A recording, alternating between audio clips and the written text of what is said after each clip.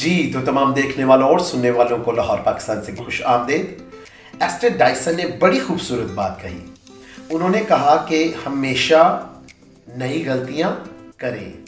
बहुत खूब।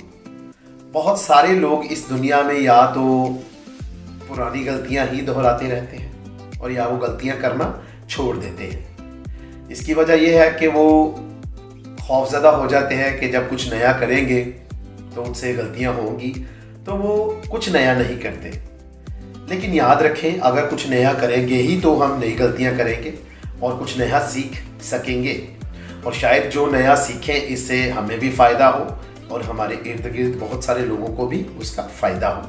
तो अगर हम उन लोगों में शामिल हैं जो कि गलतियां नहीं करते या पुरानी गलतियां दोहराते रहते हैं, तो याद रखें हमें कुछ नया सीखना है, अपने आप को चैलेंज करना है और बहुत सारी नई गलतियां भी वो सीखते हुए करनी है।